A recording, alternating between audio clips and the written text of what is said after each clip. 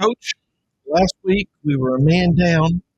He went all the way to NOLA, and he did not go and bring us any gumbo. Claims he's flying. I mean, I'm not real sure what's going on here. But Olivier, he was in there. Mama Olivia, he let you down big time. But I did remember something because Coach said we were going down. We were going to go down to this live show. Yeah. And, so I knew there was hope. So Growing hope with growing hope. Man, I just want everyone to know you can't see it, but the coach came in here. He's been working today. He's been moving that ball down the field. That's exactly right. I don't know if he's been moving the ball or pushing the whole field from the looks of it. Right. Meta 24 is coming to college into our community and bringing some of the kids. I think they're going to be so excited. They walk down the street a couple of days a week and have a peaceful experience. I'm telling you, that's why I don't mind being tired the way we have. Just seeing kids doing it. And the stuff I've seen, and for the kids to see all of this stuff that, you dream about, like going to Dave and Buster's right in your community. I mean, it's a game changer. Some things are, when you look at the issues that we're dealing with, and this week, and I know I'm going to say this in our Bishop Open Prayer, I got a call earlier this week and over the weekend, and a gentleman said, "Hey, Coach, 4 of those young men that we've been reading about here in the Little Rock, from the Little Rock School District," he said 4 of them were in 6th and goal. And he said, during the time that over the 7-8 years, and I started counting back, 18, 19. And I said, yeah, that's right. He said, yeah. He said, those were our kids disengaged. And he worked for the Little Rock School District, and he was sharing that with me. And he said, disengaged kids. And I thought about it because I got a call over from Hamilton, their new director. And I'm hoping that we can continue what we're doing, because I think once they walk into a place and see the simulation games of life, not just for toys, but something that Dr. Prince is building, as we saying, yes, it's entertaining. It's because of the way of our brains and things are programmed through our social media and everything. Dr. Prince has, it's monumental how this can be transformative in educating a kid, which is why we were enamored with it when we saw it. And to realize you can increase a kid's literacy score, his comprehension through that, why it's consumed. And I'm saying everybody's not going to play sports, and I know that. And so, to me, Meta 24 is if you don't ball, Meta 24 is giving you the call. Yeah. And I mean, I think what's exciting to me is when you open up the playbook of Meta 24, it's got a little bit of everything. If you can't find a place to grow and become a contributing member to society inside the curriculum, man, something's wrong. Because whether it's on the technical side of it, or it's on just the creative side of it, or the artsy side of it, or just the educational side, there are places to get involved. And all of it, the goal of it is leading to a catalyst for economic development, for your personal economic development, that's going to pour over into our community development and open up a whole heck of a lot of things. And with that, we've been talking a lot. We better get to praying, Bishop. Lead us in here, sir. God, we just say thank you. The conversation is just surreal, much needed. And thank you for the hope that's being just placed in these different places and on the campus, that these young people can have opportunity to not only dream, but have dreams come true. And we just thank you for that. Thank you for Meta. Thank you for Coach Hill and what he's doing. Thank you for Pastor Drew, and just all of those persons who are serving in the community to meet these needs and to mend brokenness and to save lives. We give you praise tonight. You get all the glory, and we thank you for the victory in Jesus' name. Amen. Amen. Amen. And I like to always kick off with the why we do what we do. It's America has a hunger crisis, 44 million people affected, and Arkansas is the hungriest state of them all. The United States has the world's highest rate of children living in single-parent households. There are over 391,000 children in the U.S. living in the foster care system, nearly 4,000 of them right here in Arkansas. And for a kid that ages out of the foster care system, that means they turn 18, they're out on their own. 80% will have a child or be in prison within 2 years. 65% of them will experience homelessness. We got kids raising kids when our daughters become mothers before they're ready. Without adequate love, adequate guidance, and adequate stability, the enemy gains ground. Nearly 1 in 4 girls in the U.S. will become a teen mom by the age of 20. What was that? 1 in 4, 25% will have a child before the age of 20, and their children are significantly more likely to grow up in poverty and encounter violence. Drew, that's new to me. I didn't know that. And comparatively speaking, how would that have looked in the 20th century? That would be. I mean, if you go back to even when we were in high school, right. If a young girl got pregnant, a lot of times it was going away somewhere. No question. And then that child was either put up for adoption or was adopted by their parent. There was something there. Well, I've shared that story with you about my oldest brother. He was in college and just changed the whole dynamic of my family when that happened, and had to drop out of college and go. And my parents required him to get married and to go into the military, and wouldn't allow for the wedding to take place in the church. It was outside. Wow.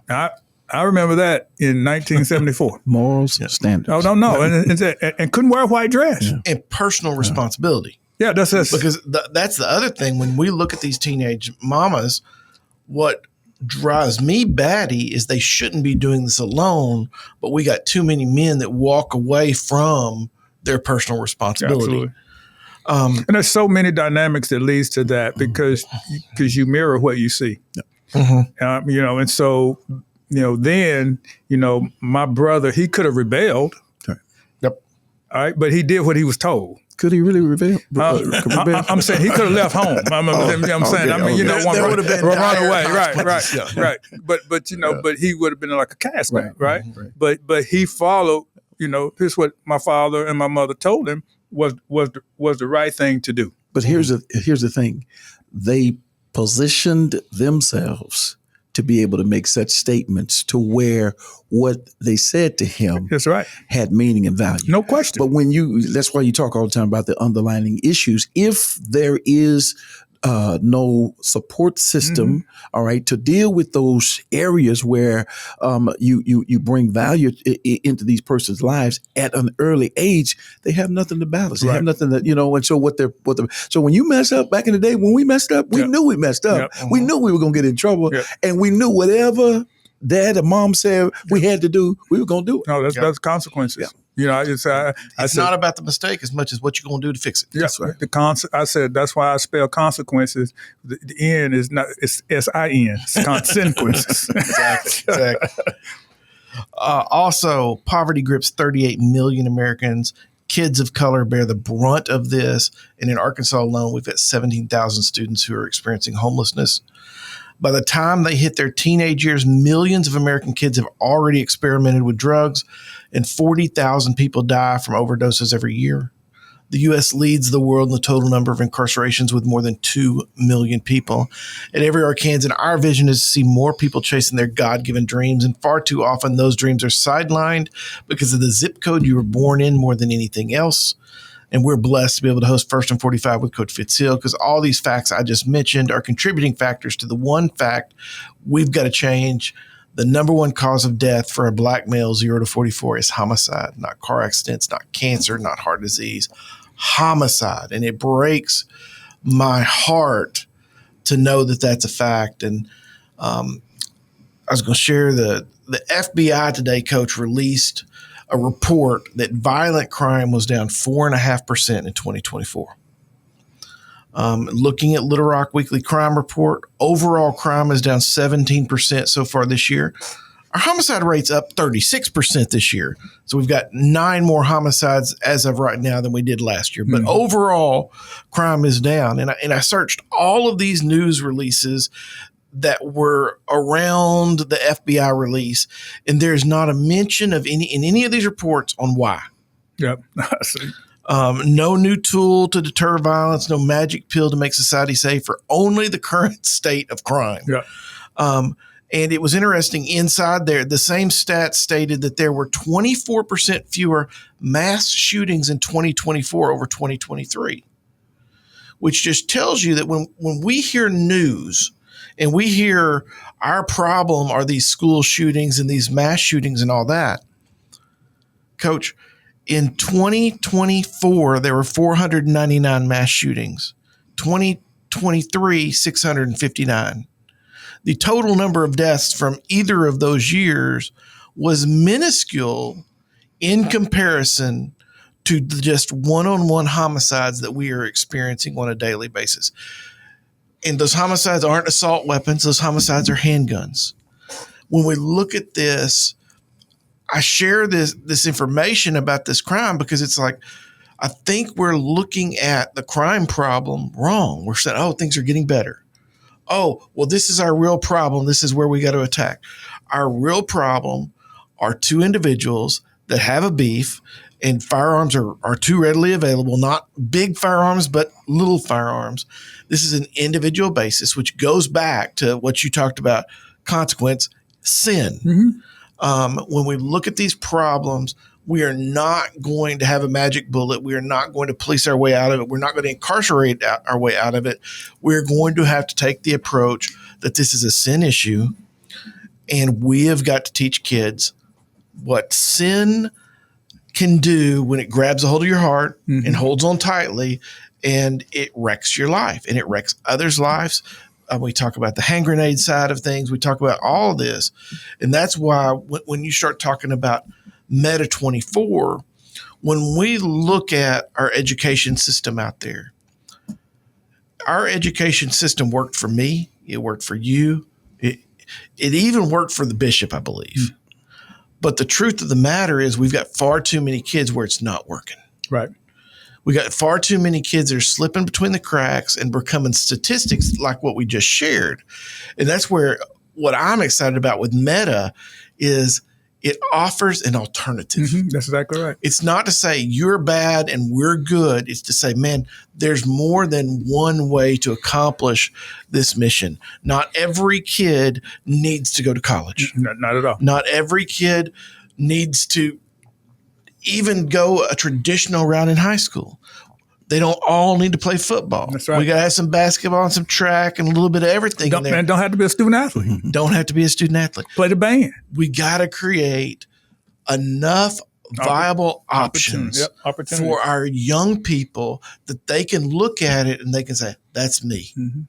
Man, I can do that. I can chase this. I can go after this. Because what we've got right now is we've got a large population that look at life and they don't see a future for themselves. And Meta and what's going on there, the changes that are being made at Arkansas Baptist to reimagine that the college experience isn't just about going and getting a degree. It's about there's more. There's I am my brother's keeper. No question. I am responsible for the moral fabric and welfare of my neighborhood and my community. If I gain all the knowledge of the world, I miss out on that. What I gain? Absolutely nothing. Hey guys, you preaching, bro? It's into the first quarter already. Yeah. But hey, we're gonna take a quick break. We're gonna be back. I got a lot more to talk about, so don't go anywhere. Verse 45.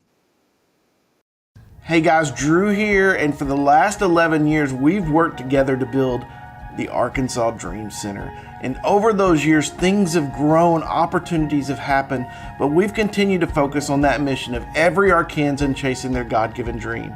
And for that very reason, our corporation is actually known as Every Arkansan Inc. We have 2 ministries that really work together in tandem to see that mission take place. We have the Arkansas Dream Center, which is going out and we're reaching out to the communities. We're in those communities with mobile trucks. We're doing after school, we're feeding, we're doing all those things you know us for doing.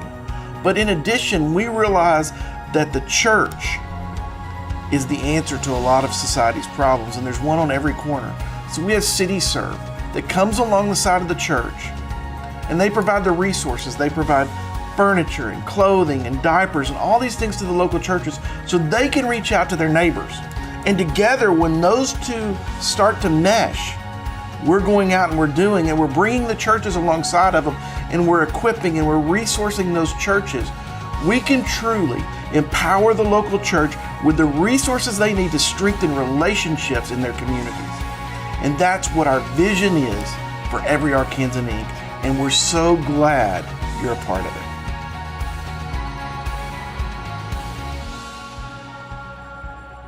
And we are back with First and 45 with Coach Fitzhill. Coach, this weekend I forwarded you a video, and it was 3 young men. They were wearing pajamas and robes.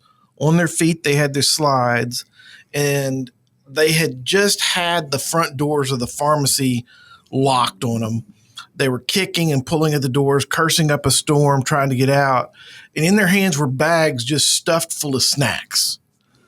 The police had been called because these kids were shoplifting. Not only were they not turning loose of their loot, but they were yelling back at the staff that they were minors and they had to release them and they better not touch them and all this. Their age was their get out of jail free card in their mind. And then all of a sudden, as soon as you watch one video, you know, like 27 others of similar nature going to work up. Another video I saw, a young girl being arrested inside of a Walmart security room for shoplifting. Her argument to the police was that they had no right to arrest her because she was a minor. The threats back at the officer were, my mom is going to sue you for putting your hands on me because I am a minor. And then I watched another encounter where a 17-year-old man was being followed by the police, and instead of stopping, he kept going until he pulled into the parking spot in front of his apartment. He jumped out yelling for his mom. And when the cops told him to get back in the car, his argument was that he was a minor and the officer had no right to tell him what to do.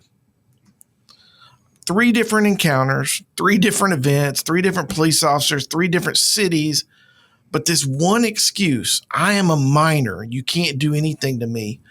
I mean, never, hey, I'm sorry for what I've done. Never, hey, please don't arrest me. Never, oh, I messed up or whatever. Always this excuse of, I'm a minor. And it reminded me of a quote, bad leaders care about who's right. Good leaders care about what's right. This moral decay here, this quote speaks directly to the crisis of juvenile crime and the misguided defense of some of our youth. I am a minor. Instead of seeking truth or justice, this bad leadership, whether from parents or the system or peers, deflects accountability by focusing on personal status rather than on moral clarity.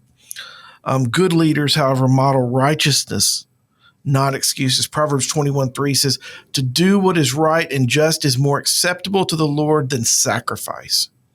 God's standard doesn't bend for age or title.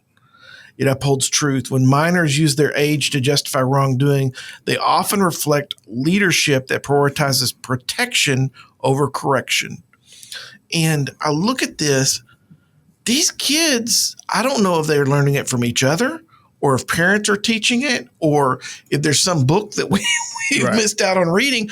But never, ever would I have thought to tell my parents, hey, you can't spank me. I'm a minor. No. Hey, you know what? It's all okay. I'm a minor. I mean, we've heard the stories of the kids that their parents are actually receiving money from these grown-up men and women that are stealing cars and putting 13-year-olds behind the wheel because they won't go to prison of it. Correct. Somewhere, man, we are corrupting a generation of even more excuses than I can ever imagine. And I'm thinking about this, Bishop. You and I've got 15, or I think your son's still 14, but 13. Mm-hmm.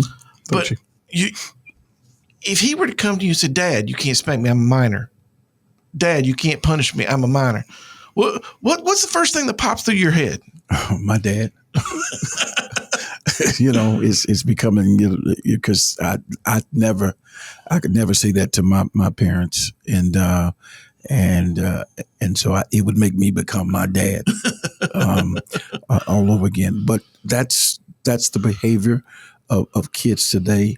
And that's the kind of conversation that I remember back in the day, somewhere between us kind of getting a few numbers on us, where they start talking about calling scan. Yes. It's the same thing, but now today it's really learning the behavior of if you get arrested, you get in trouble. Here are the things that you say to try to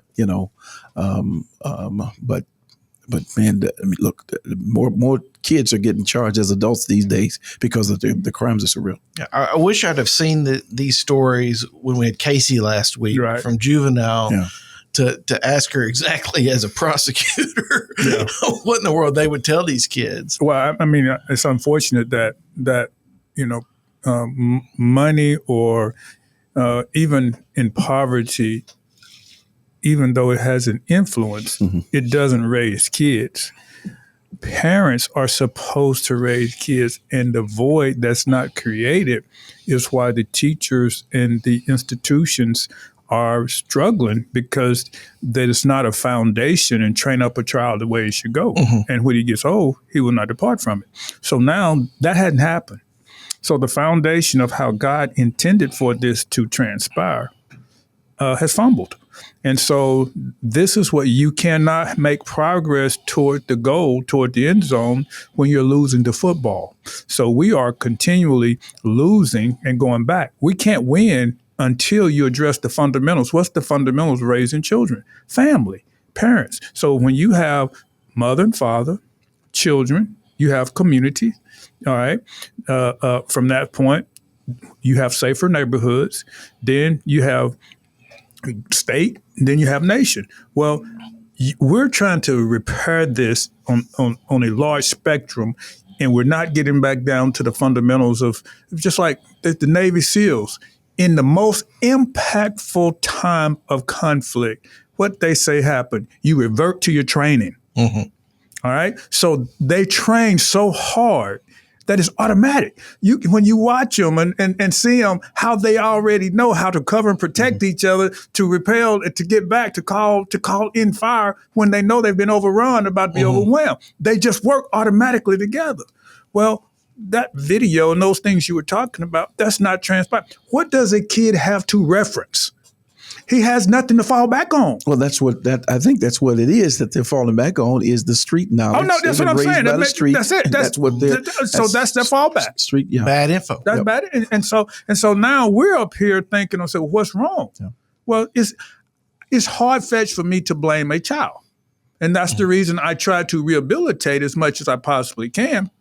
And y'all know, when I say I don't want to work with one, probably nobody else going to want to work with him either, because I'm the last person to want to throw a kid to the wolves. Because that's usually, that's why I love Arkansas Baptist College, because I can give a kid an opportunity without saying, many colleges, do you have a record? Do you have this? Do you have this? We don't, no. Jesus wouldn't suspend. Right. Am I right? Absolutely. All right. But he gives you a game. If he tells you how to seek me first. Right. All right. And those are the game plans that are not being executed in our lives. And then we want to know why we're dealing with this, high death rate, high incarceration rate of this specific population that's overrepresented per capita in most categories. And so that's why First and 45 was created, to just focus on this specific population, because this specific population it has the greatest amount of deaths that could reduce the homicide rate in the United States by over 50%.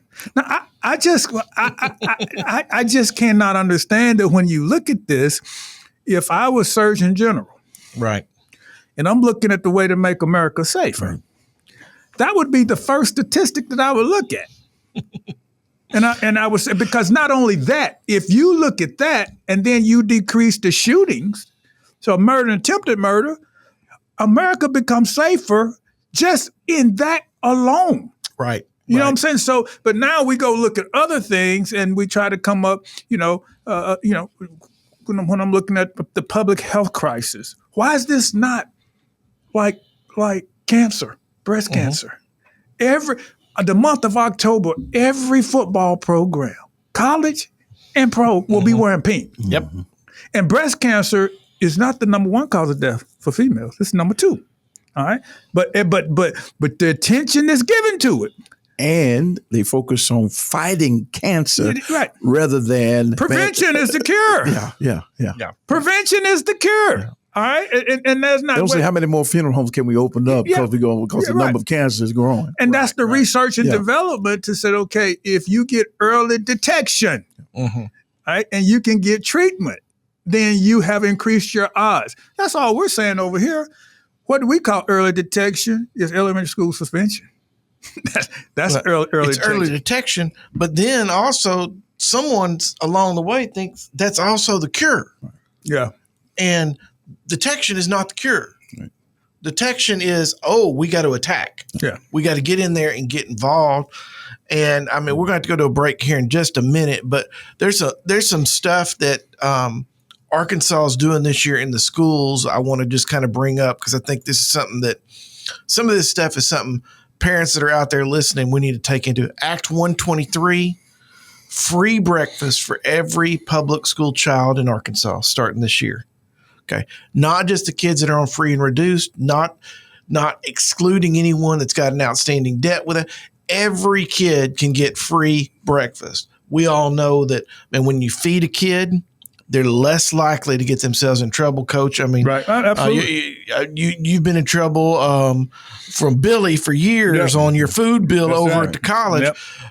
Man, when we take care of kids, I'm excited to see what in the world impact this has on our kids being able to focus and pay attention. Act 122, cell phones have been banned in the classroom. I think this is another good move. I don't know how they're going to manage this. Yeah. But another distraction taken out of the classroom.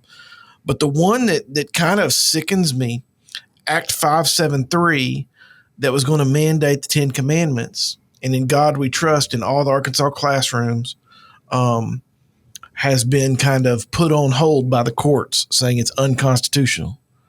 And I'm just sitting here thinking, I'm like, we can ban cell phones, we can feed kids, but we can't teach a moral code because we might talk too much about God. And can we just say, can we just, in God we trust. But it's one of those things that I'm looking at this. I mean, we've got about 20 other acts that are all about money and putting more money in there. But man, we can throw all the money we want at this situation. And we're not going to change things unless we change the way we do it. So hopefully they'll work something out on the 10 Commandments. Worst case scenario, maybe they'll work around and we can just teach some morals in there. Right. Because they did create laws and laws of religious rights in schools. Yeah. You can teach a lot of stuff in the schools in the Bible. But hey guys, it is halftime. It's back to school season here, and we're having class in session tonight, so don't go anywhere. Coach will be right back at 1st and 45. Black men have so many different problems, so many different issues. Homicide rate, high incarceration rate, fatherless homes. What is America going to do about it? What are we going to do about it? Yeah, what are we going to do about it? When I say we, I'm talking to black men. I'm asking us, what are we going to do about issues that negatively impact black men and boys to a greater degree than other demographics? Everybody knows about the homicide epidemic in this country regarding black men and boys. While comprising only 6% of the nation's population, will account for 50% of the nation's homicide victims. So what are we going to do about it? Here's another disturbing reality. While making up only 6% of the nation's population, we're about 40% of the nation's prison population. In fact, 1 in 3 black males are projected to go to jail in their lifetime. Again, I ask, what are we going to do about it? Collectively, black men have the means to solve these problems. We just don't have the mind to do so. And means without the mind is meaningless, brother. It doesn't mean a thing.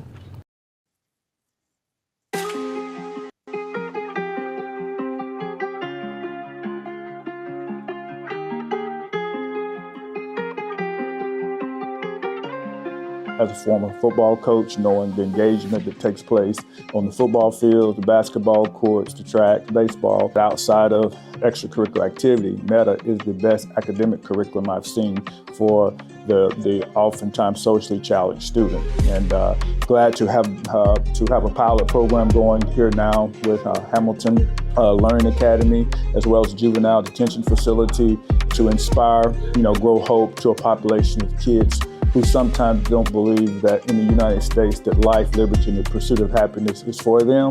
And so this opportunity allows them to see that, to feel that, and to engage in that, and to leave here thinking that I can do something that maybe they didn't think they could do prior to enrolling in the META 24 program. All right, who's the CFO? Yeah. Come on up. Give the CFO a round of applause. All right, for the marketing promotion team.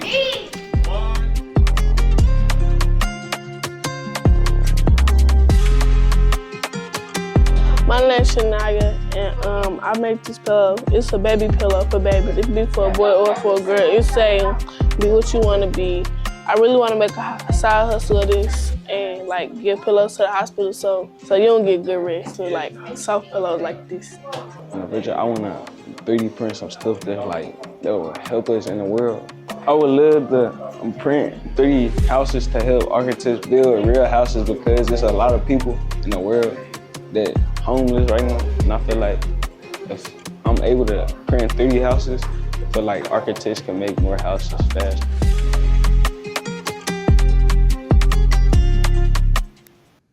And we're back with First and 45 with Coach Hill.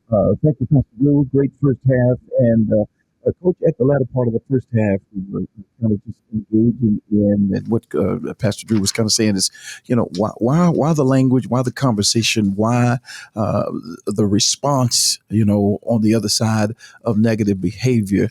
And you were kind of alluding to, this is why you're excited about META 24, is because you are more connected to not just the statistics for locking up and throwing the key away, but getting to the bottom line of the underlying issues, to turning the faucet off. Kind of talk about why META 24 is so important for kids at every age, Mm-hmm. pretty much. Yeah, the engagement process of education. When the thing about the history of Arkansas Baptist College, why I'm just intrigued. Every day when I as a way when people say, "What are you doing?" I say, "Well, basically, I think I'm education evangelist." Okay, so that's kind of how I determine that I do as a coach. He wants his own white towel to wave. No, I'm just saying because I'm evangelizing access to education, and the reason that's important to me is because when I was walking Old Main today, and I just think about even the chapel, and thinking about 1893 when that building was constructed.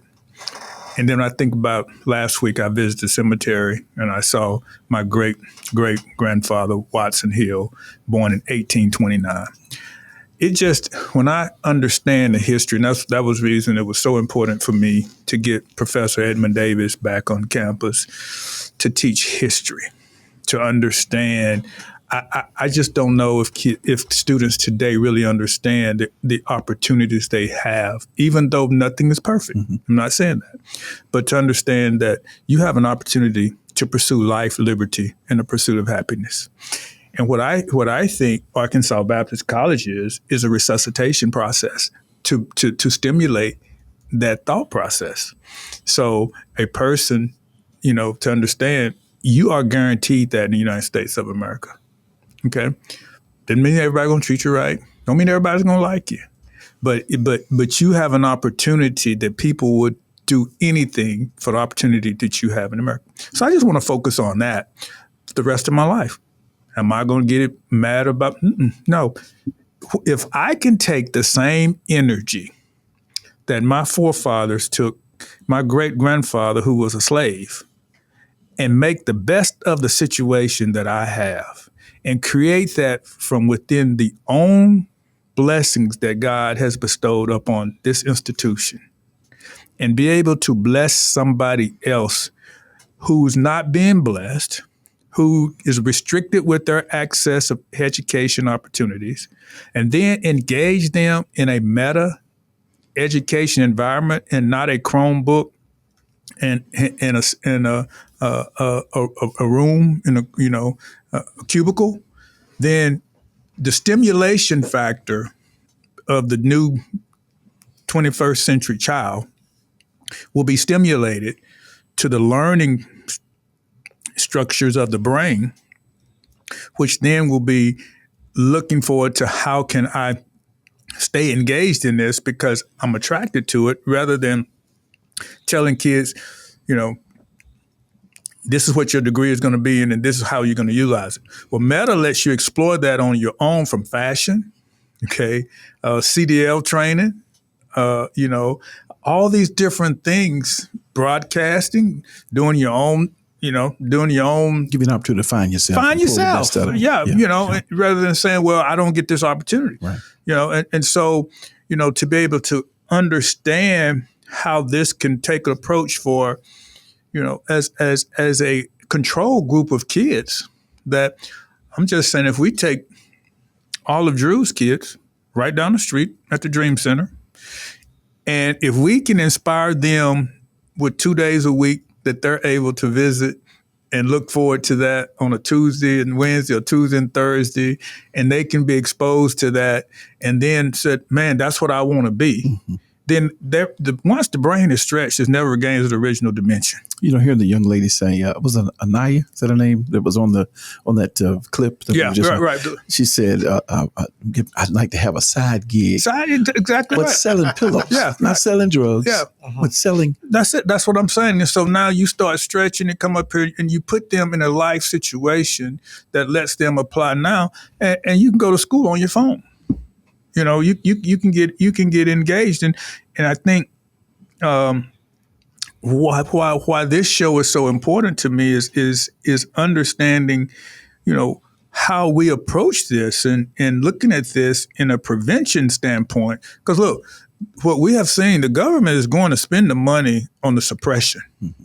What I call in combat, when they're shooting at you before, like we're talking about, you have to shoot back in order to stay alive. Otherwise, you're dead. All right. So that's, until you can get back and retreat and then call in fire for effect for some artillery, you have to fire back while they're shooting at you so you can get back to, home base. And so that's what I'm saying right now. Hey, listen, there's plenty of money going into building prisons, hiring more officers, expanding the county jail, all those things where we see the resources are being there. And I'm not in disagreement with that. That's focused on the problem and not the solution. Yeah, exactly. Yeah. So you what I call air, land, sea, you need that. You need that. Okay. But what I'm saying, if we don't focus on, and concurrently on the other issues, then we're going to continue to have to expand. And that's what we see because, when I look at these social determinants birthing the black male homicide epidemic, I just go back to what we talked about, birth to 10, to the age 10, because I break that down in the first down type of deal to get to 45. So think about it. We look at teenage pregnancy, welfare of infants, elementary school suspension, and no activities and low literacies. All right. So now all that takes place in those first 10 years. All right. Well, you just mentioned 25% of the population are now being born to teenage mothers. I didn't know that. You have just awakened my senses to that. I knew that the percentages were high in certain categories, in certain areas, but I didn't know that was a national statistic. Now that is young girls in poverty. Yeah. Okay. Now, yeah. When we look at the numbers, that's a large percentage of our U.S. population. Right. So you're looking at that number across. Well, so now when that happens, there's a there's a bingo effect that's taking place. The teenage pregnancy. Okay, what's next? Welfare of infants. When that goes back to what we said, 50% of black males born to mothers in poverty, Right. teenage mothers in poverty, have 2-to-1 chance of going to prison. All right, so just keep unraveling this situation, and we're just building. If we don't fix this, and we're building prisons, and we don't fix this, we can't build enough prisons. All right, so then it is crazy to think that we've got a cancer problem in America and we just need to build more funeral homes. Yeah, no question. That's the mentality. If we don't step back, and look same at thing. it, Same thing. Because then I just start looking at these steps. Okay, then what's next after those social conditions? Elementary school suspension. Well, we just know anecdotally. Michael Crump called me the other day, and we have a meeting coming up, and he wants to push forth on the survey of the kids so we can have the data to examine their background so we can make very strategic decisions and look at this from the region and areas where they're from. So because every area that is not the same. Right. So you have to understand the terrain of the environment, just like when you're in combat. Okay, hey, you can't drive something up that big mountain right there. You may have a big tank, but it's not gonna make it up there. Right. Because terrain. Well, the same way we approach here, one thing may work in the Delta, may not work in a non-Delta area. But then what happens when you suspended from school? Then you got no activities. You're not involved. All right. Then what happens when you're suspended from school? You're not involved. You have low literacy scores. Well, we already know what that happens. So the foundation of dysfunction has been set. All right. And so now if what I'm hoping is that through what we're hoping, we can address that population, take the meta incentive plan, of engagement that a child now sees something and walks in and his eyes open up because he sees these lights and then he's engaged into this game and next thing you know, we done tricked him. we done tricked him. And now he's sitting up there thinking he's gaming, but he's learning. And so now we have given that child motivation of something like a kid who wants to play sports is now engaged in a education curriculum that he thinks he's gaming. And listen, gaming is big business now. I mean, massive. Yeah, exactly. Las Vegas and things are paying big time money for that. But we're trying to understand the prevention and intervention of that child because the next 10 is when you get ready to head, and I'll go back to this right after our break. I'm talking about the next first down is from 11 to 19. So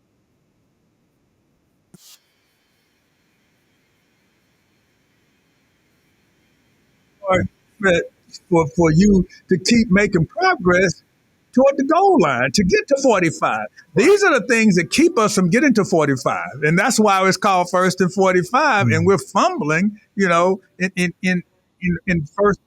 first 10 years. If we can reestablish that for this core group, we can see a change of the numbers. Hey, we'll be right back. It's first and 45 with Coach Fitz, Pastor Drew, and Bishop Fred. Stay tuned. Black men have so many different problems, so many different issues. Homicide rate, high incarceration rate, fatherless homes. What is America going to do about it? What are we going to do about it? Yeah, what are we going to do about it? When I say we, I'm talking to black men. I'm asking us, what are we going to do about issues that negatively impact black men and boys to a greater degree than other demographics? Everybody knows about the homicide epidemic in this country regarding black men and boys. While comprising only 6% of the nation's population, will account for 50% of the nation's homicide victims. So what are we going to do about it? Here's another disturbing reality. While making up only 6% of the nation's population, we're about 40% of the nation's prison population. In fact, 1 in 3 black males are projected to go to jail in their lifetime. Again, I ask, what are we going to do about it? Collectively, black men have the means to solve these problems. We just don't have the mind to do so. And Means without the mind is meaningless, brother. It doesn't mean a thing. And we're back with the fourth quarter. Our final quarter coming up here with First and 45, Coach Fitzhill. You're talking about those statistics, and 25% that you guys are talking about of the young ladies in poverty, teenage pregnancy. And you talked about, what about the males? Because for that 25%, there has to be a male connected to that 25% of females. I mean, there's some wacky stats out there. And let me pull this up real quick. And this is kind of crazy, and I didn't believe it until I kind of pulled it up. But there are 11 million women age 18 to 24 in the United States. 1.4 million of that 11 million are OnlyFans content creators. Which is, I mean, just kind of crazy to me that the value of these women is found in selling themselves out to entertain men. And that venue is there. Yeah. Because the men are paying. And that I was trying to find that other statistic. Can you imagine getting caught looking at porn? I mean, as a child. I mean, it wasn't even because we didn't have social media. I mean, the worst magazines, or something. But I can't even imagine. Boy, what you doing? But I don't see. I thought I'd written it down, but it's like you said, the number of men that are supporting that behavior far outweighs the percentage of women. No question. And what we've got is a group of women who are selling themselves way short, and a group of men that are paying for it. Yeah. And they're writing out checks on that side of it, but they're not writing out checks on supporting the consequences of those actions. Well, Drew, you talked last week on the show, the fatherless communities. I mean, that Peter was running about. Well, I would bet if you take those individuals there, you would see the impact of the fatherless community. Yeah. Right there, because think about it. If you have a father, and I have two daughters, and that's the protection mechanism of your children, that you're going to do everything that you possibly can to make sure your daughter is not in that space to the very best of your ability. But if you don't have a father on both sides, and there's things to look at. I was listening to a study talking about the homosexual lifestyle and trends of that oftentimes lead to that, and it just looks at this sin gap, that's taking place, and how it's all sin, and so it's really hard to identify one sin against the other, because when you can look at adultery, you can look at being involved in relationships that are not of the Lord, but I think we have to understand, as the fatherless community increases, the sin and the dysfunctional also increases. Yeah. And then until we address this issue biblically, it's just really activity with no productivity, because that's the core of it. And so you can't get away from that. So we can sit here and try to fix everything with the social program, with the nonprofit. It's not going to happen. Not going to happen. Yeah. Because and that goes to the second phase I was talking about. So that kid who is born in that environment of birth to 10, now what you see the next 10 years from 11 to 19, what happens?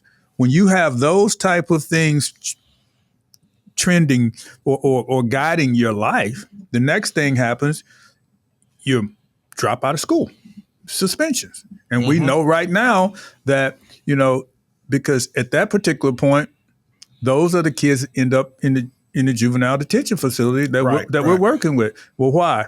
Well, most of those kids come from those things that we just identified. So our thing is to immediately, when we see, I think they were here in Pulaski County, a young lady had already identified three teenage pregnant young ladies in middle school. Okay, so just think about that. That's 6th, 7th, 8th grade. All right. So now, how you in the environment that was probably created in, okay, was in many cases a fatherless community, and we're not speaking down on any situation. We're trying to find out how we can intervene and keep that situation from the 3 doesn't turn to 6. That's exactly right. And then what we see is that oftentimes, those young ladies, and the data I want to say that you mentioned earlier, it says that for the young ladies, that 25% of the men who are involved in those teenage pregnancies do not graduate high school. Right. Okay. So remember the stats that says a black male that does not graduate high school has a 70% chance of going to prison during his lifetime. So now you take the majority of those who are involved in that, it's just a vicious cycle. So then when you look at the fact that where are we going to intervene and where are we going to have the diversion? Because now after the 11 to 19, okay, the 20 to 30, 20 to 29, what we have, you have no employable skills.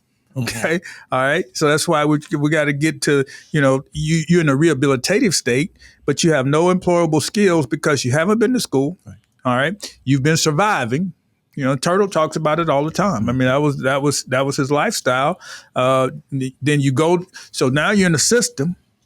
Well, what do they make you do when you go to the juvenile or go to prison? You have to get a degree. You have to get a GED. That's the first thing they're going to make you do.